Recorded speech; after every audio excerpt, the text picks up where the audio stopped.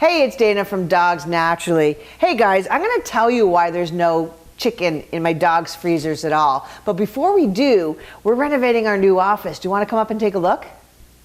All right guys, so come on up. It's early morning, so Julio and I are just by ourselves right now, and everybody's still working outside of the office because we're still renovating here, but this is our new space. How awesome is this? We got Dogs Naturally colors going on there, lots of bright light.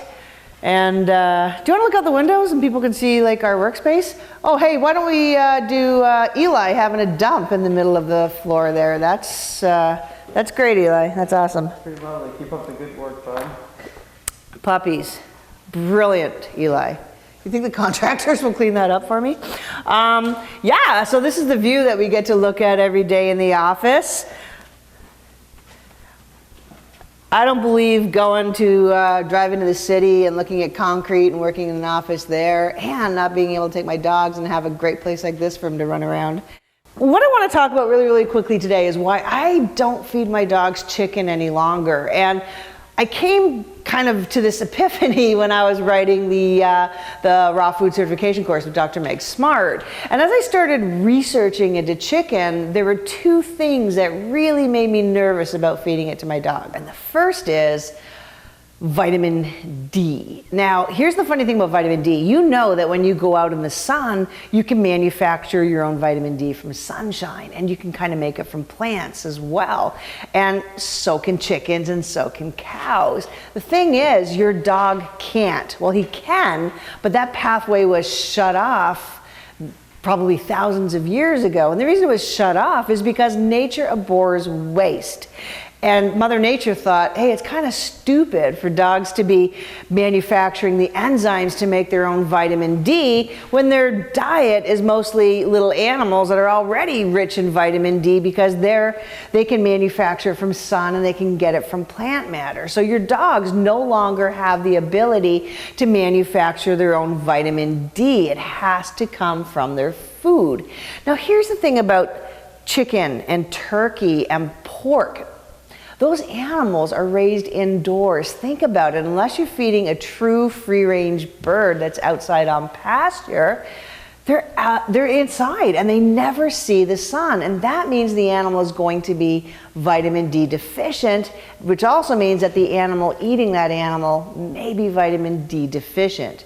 Hey, welcome back. Now, I promised you that I was going to talk about why I don't feed chicken to my dogs anymore. And the biggest reason is the fat balance. So let me explain this. There's basically two types of fat that you should be interested in your dog's diet, and you probably already know this. The first is omega-6 fat, and the second is omega-3 fat.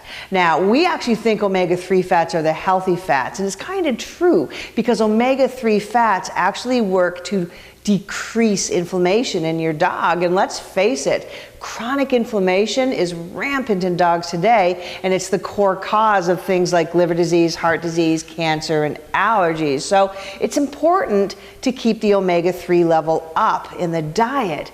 The other fat is omega-6. Now the thing about the omega-6 fats is they increase inflammation. Now don't get me wrong, that's a good thing. If your dog is hurt or if he's sick, that's a functional part of the immune system. But the point is to have enough omega-6 and omega-3 in the diet so that they're balanced out, so that your dog isn't walking around chronically inflamed. Now the thing about chicken is the feed, because those chickens all live in barns and buildings and they rely on whatever the farmer feeds them for their diet. The problem is what they're being fed is a lot of the waste product from the vegetable oils that we love so much. So the soy and all of that stuff, the corn and all of these gross grains that are really rich in omega-6 fats. That's what goes in a chicken feed. And as a consequence, the chicken is really rich in those pro-inflammatory omega-6 fats. How rich are they? Depends on the part of the chicken that you're feeding. But in nature, if your dog were to take down a deer or an elk, the ratio of omega-6 to omega-3 fat would be about 1:1. In chicken, it can be high as 30:1 if you're feeding the fat. Even if you're not feeding the fat, it's 20 to 25:1. Now I want you to think about this. Let's say you feed your dog chicken as his meal, and you think, okay, I'm gonna feed him some fish, and that's gonna balance out his omega-3 so that he's not chronically inflamed. The problem is that the fish is still only about 1-to-1 omega-6 to omega-3, and that's where you want to be. You can't feed a food that's 25 or 30-to-1 omega-6 to 3 and get down to 1-to-1, 2-to-1, or 3-to-1, back into the healthy levels. Now, if you were to feed your dog beef, as a comparison, or lamb or goat, the ratio of 6-to-3 would be about 5-to-1, and that's much less inflammatory for your dog. So that's just another really big reason why I don't feed chicken. The mainstay of my dog's diet is beef and lamb and goat, nice ruminant meats, and even some fish. Now, on that note, if you do feed chicken, never add fish oil to your chicken because they're both really, really high in polyunsaturated fats, and your fats won't be very balanced, but that's an aside. Now listen, if you want to learn more about this, just visit Dogs Naturally magazine, go to this URL right here, and I'll show you a lot more about how to balance fats in your dog's diet and why you don't feed chicken anymore.